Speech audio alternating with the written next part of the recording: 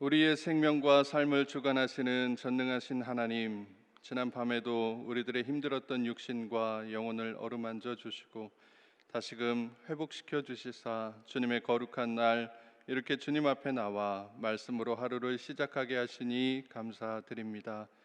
말씀에 의지하여 주님 앞으로 나아갈 때에 우리의 연약한 몸과 마음을 성령님의 능력으로 다시 소생시켜 주시고 오늘 하루도 말씀 가운데 힘을 얻는 복된 주일 되도록 은혜를 베풀어 주시옵소서.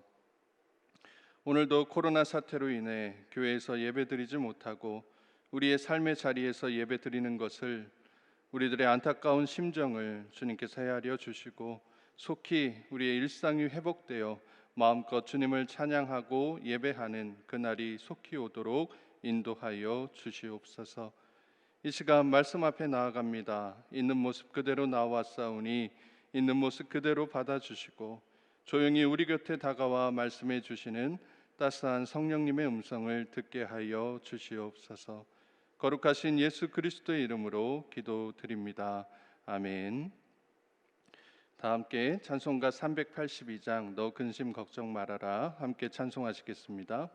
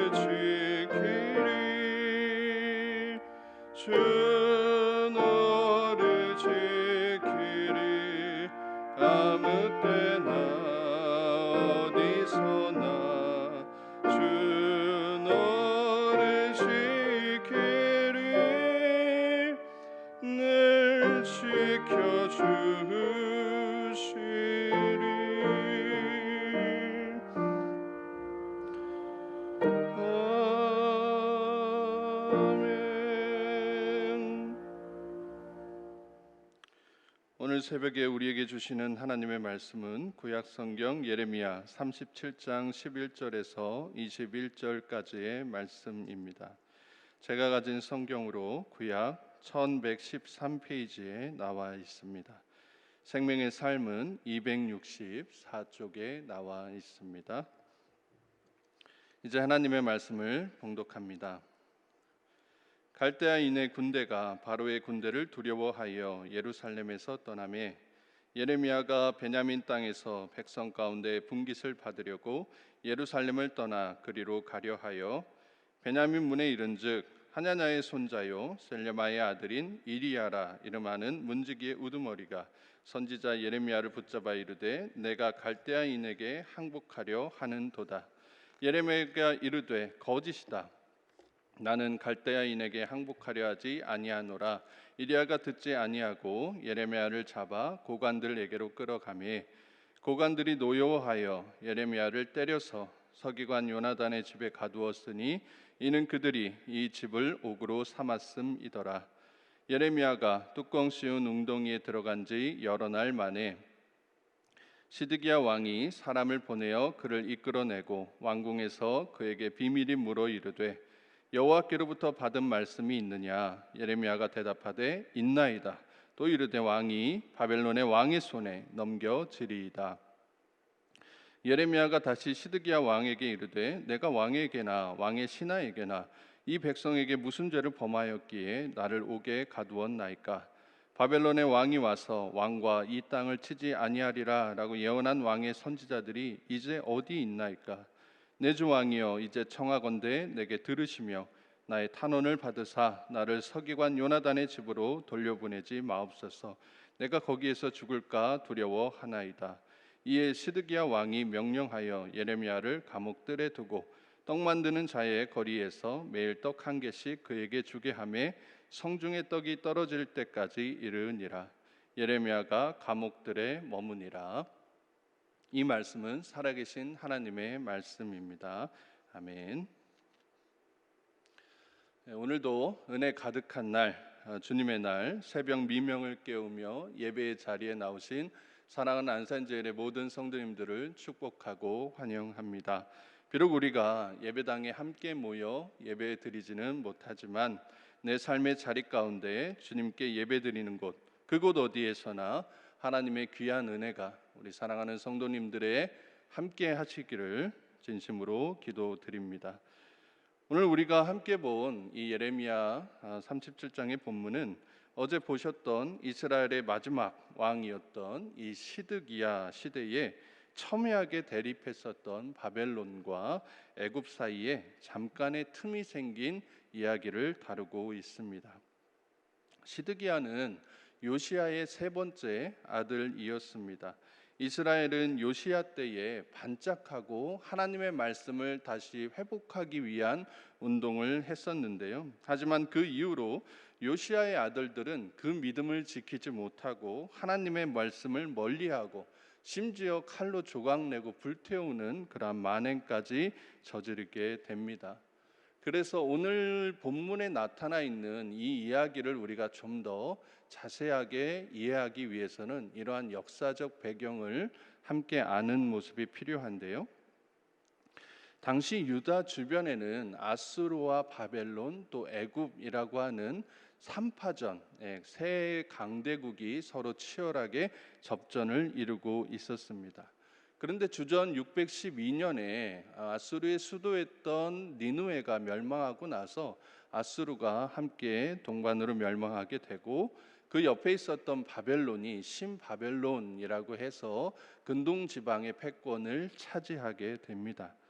그래서 이 북쪽의 지역을 차지하게 되었던 바벨론의 강성함, 이것을 두고 볼 수 없었던 이집트 지역에 있었던 이 애굽의 왕이었던 느고라는 왕이 그 모습을 볼 수 없어서 전쟁을 일으키게 되지요. 그래서 바벨론을 치기 위해 북상하며 올라오게 됐을 때에 이 군대를 맞닥뜨렸던 유다의 왕이 바로 요시야였습니다. 그래서 무기토 전투에서 이 요시야가 전사하고 말지요. 그래서 그 이후에 요시야의 넷째 아들 살룸이 왕이 되지만 여호아스죠. 3개월 만에 애굽으로 끌려가서 죽임을 당하게 됩니다. 그 다음으로 둘째 아들 엘리야김이 유다의 18대 왕으로 등극하게 됩니다. 바로 왕 느고의 이름을 요아김으로 바꾸는데 그 이후에 이제 호시탐탐 서로가 어떻게 하면 저 나라를 좀 거꾸로 들일 수 있을까, 바벨론과 애굽이 치열하게 눈치 싸움을 하다가 갈그미스라고 하는 곳에서, 성경에서는 그나스라고 하는 지역이죠. 여기에서 이제 전투를 벌이게 됩니다. 이때 큰 전투 가운데 바벨론이 승리하면서 이제 고대 근동 지방의 패권이 정통적으로 또 온전하게 바벨론으로 옮겨지는 것을 볼 수가 있습니다.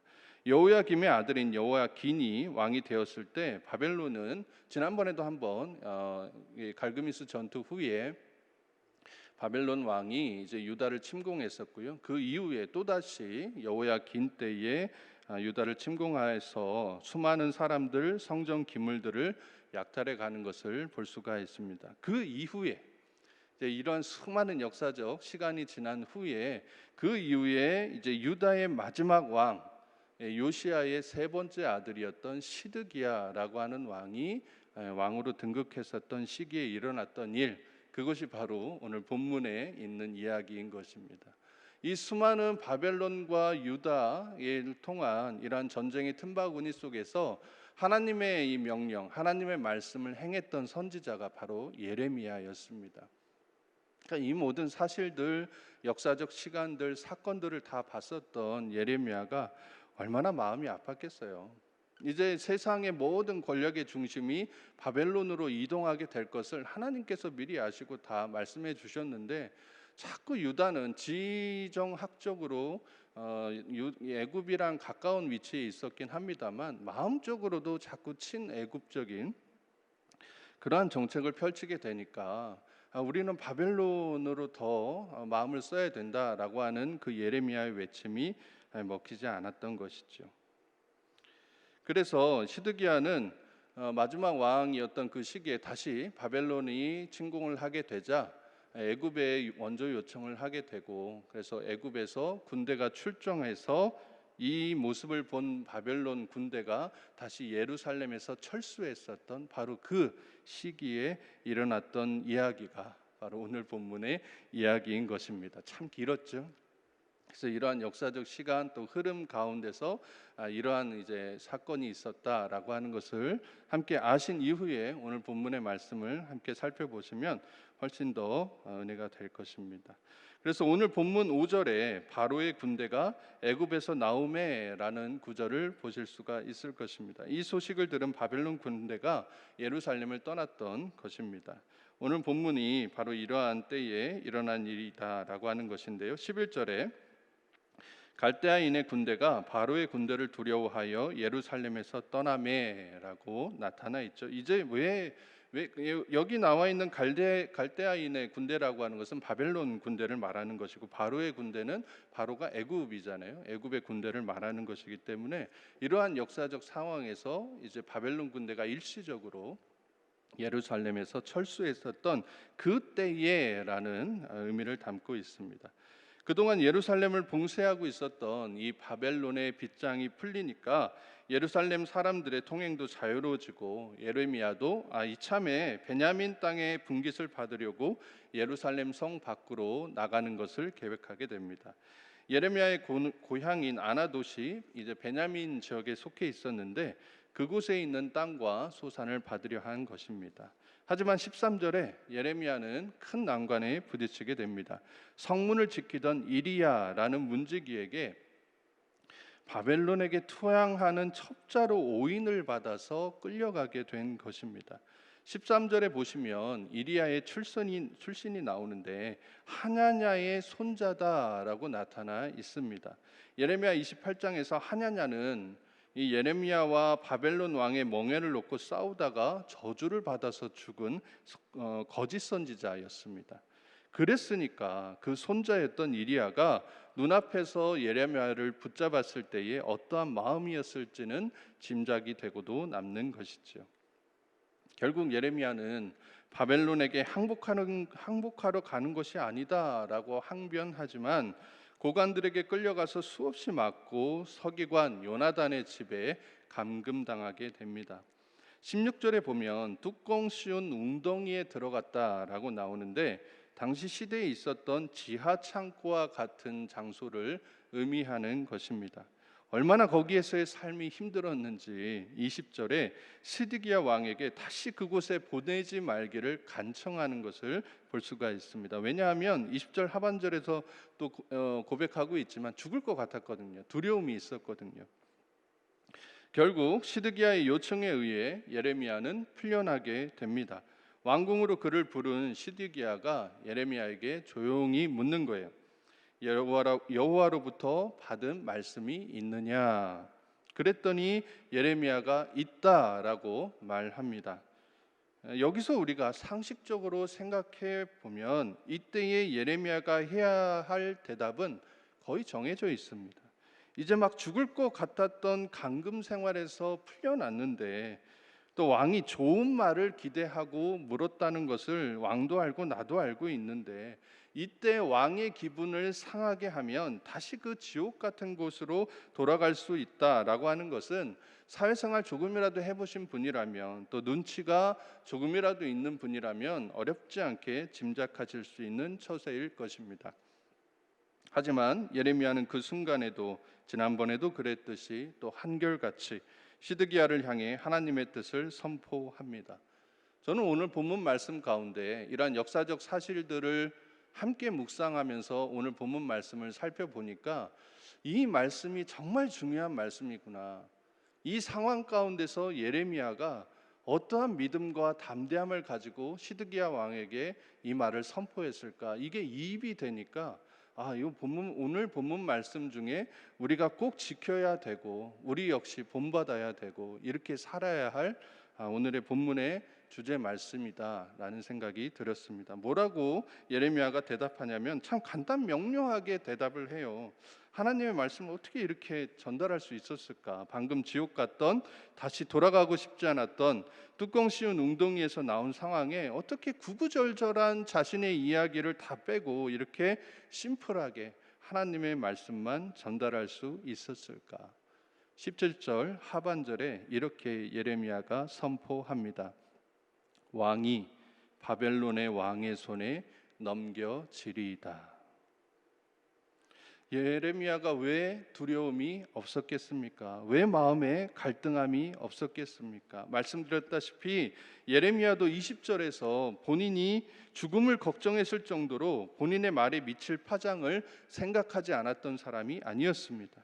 하지만 예레미야가 주저함도 없이 시드기야가 물었을 때에 곧바로 왕이 바벨론의 왕의 손에 넘겨지리이다라고 선포한 것은 그 사실이 하나님의 말씀 메시지였기 때문에 하나님의 뜻이었기 때문에 그리고 무엇보다 예레미야는 왕을 두려워한 것이 아니라 하나님을 두려워했었던 믿음의 선지자였기 때문이었습니다. 지금 우리의 삶은 어떠합니까? 마치 예루살렘을 포위한 바벨론처럼 우리를 애워싼 수많은 어려움들, 코로나와 실직, 사업의 어려움, 비참한 대우, 마음의 고통 등 바벨론처럼 거대한 이 세상의 어려움 가운데 우리는 무엇을 선포하며 나아가고 있습니까? 무엇을 두려워하고 있습니까? 하나님 앞에 나아갈 때에 지금 내 처지, 내 상황만을 하나님 앞에 구구절절히 이야기하면서 이럴 수밖에 없었던 나를 합리화시키면서 말씀대로 살아가지 못하는 내 모습을 부끄러워하지는 못할 망정 자꾸 하나님을 이해시키려고 했었던 좋은 말만을 가려서 들으려고 했었던 시드기야의 모습이 우리 안에 있지는 않은지 돌아보아야 한다는 것입니다. 지금은 엎드려야 할 때입니다. 기도해야 할 때입니다. 조금이라도 본인에게 유리한 말씀을 듣고자 했었던 시드기야처럼 자꾸만 이 말씀 저 말씀 기웃거리며 나에게 편한 말씀만 듣고자 하는 그러한 모습이 아니라 철저하게 주님 앞에 엎드려 기도해야 하는 때인 것입니다. 하나님을 두려워해야 하는 때인 것입니다. 사랑하는 안산제일의 성도 여러분, 지금은 한치 앞을 예측할 수 없는 시기입니다. 태풍 앞에 놓여진 등불과도 같이 위태한 시기입니다. 이러한 때일수록 하나님의 한결같으심과 신실하심과 의로우심을 믿고 조금도 의심하지 않는 반석 위에 선 신앙으로 내가 듣고자 하는 말씀이 아닌 하나님께서 주시는 말씀이 무엇인지 그 말씀을 붙들며 살아가는 저와 여러분 되시기를 소망합니다. 그러한 믿음으로 우리가 이 어려운 시기를 십자가 붙들고 나아갈 때에 성령님께서 우리보다 먼저 일을 행하시사 우리를 어려움 가운데 또 그 빠진 웅덩이 가운데 건져 주셔서 삶의 은혜의 자리로 또 복된 자리로 인도해 주실 줄로 믿습니다. 오늘 주님의 복된 날 하나님의 이 귀한 은혜가 여러분들의 삶과 가정과 일터에 충만하시기를 바라고, 또한 이 은혜가 흘러넘쳐서 각자 또 사랑하는 사람들, 관계하시는 모든 분들에게까지 그리스도의 복음이 전파되는 귀하고 복된 삶이, 성도의 삶이 되실 수 있기를 또한 함께 소망합니다. 함께 기도하시겠습니다. 사랑과 은혜가 충만하신 거룩하신 하나님, 오늘도 우리에게 새날을 허락하여 주심에 감사드립니다. 오늘 본문 말씀을 통해 두렵고 불안한 우리의 삶의 상황 가운데서도 세상과 보타지 않고 오직 하나님의 말씀을 담대히 선포하며 나아가야 함을 깨닫게 하시니 감사합니다. 교회의 권위, 복음의 권위, 말씀의 권위가 땅에 떨어진 시대입니다. 사람들은 자신의 이기심과 욕심을 채우기 위해 말씀을 이용하고 교회를 귀하게 여기지 않으며 믿는 자에게 조롱과 경멸을 보내고 있습니다.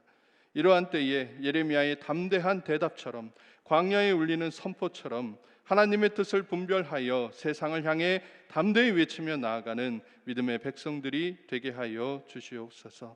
사랑하는 원로 목사님, 담임 목사님에게 은혜를 더하여 주시사 늘 강건함으로 붙들어 주시고 건강함으로 보호하여 주셔서 이 어려운 시기에 우리 안산제일교회를 하나님의 뜻이 나타나고 은혜가 넘치는 교회로 이끌어 가시기에 부족함 없도록 함께하여 주시옵소서. 이 시간도 각자의 기도 제목을 갖고 주님 앞에 나온 사랑하는 안산제일의 모든 성도님들을 긍휼히 여겨 주시사 물질과 병마와 앞날과 관계로 인해 고통받고 있는 모든 성도님들에게 생명의 빛으로 찾아오셔서 권능의 손으로 어루만져 주시고 고쳐주시고 싸매주셔서 그 모든 문제들이 주님 안에서 해결받게 하여 주시옵소서. 귀한 예물 올려드리신 분들 계십니다. 지금같이 어려운 시기에 물질이 귀하다 하지만 그 물질보다 더 귀한 믿음을 가지고 주님 앞에 드리오니 기억하여 주시고 믿음으로 드린 손길과 그 심령 위에 다함이 없는 하나님의 은혜를 부어 주시옵소서. 우리를 구원하신 주 예수 그리스도의 이름으로 기도드리옵나이다. 아멘. 하늘에 계신 우리 아버지, 아버지의 이름을 거룩하게 하시며 아버지의 나라가 오게 하시며 아버지의 뜻이 하늘에서와 같이 땅에서도 이루어지게 하소서.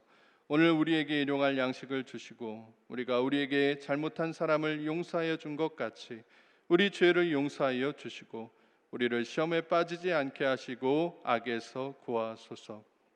나라와 권능과 영광이 영원히 아버지의 것입니다. 아멘. 이 시간 주신 말씀 기억하시면서 주님 앞에 갖고 나오신 기도 제목 가지고 주님의 이름 3번 크게 부르며 기도하며 함께 나아가도록 하겠습니다. 주여, 주여, 주여. 주여 하나님, 참고 받고 감사합니다. 오늘도 말씀 가운데 살아가는 우리 모두의 삶이 되게 하여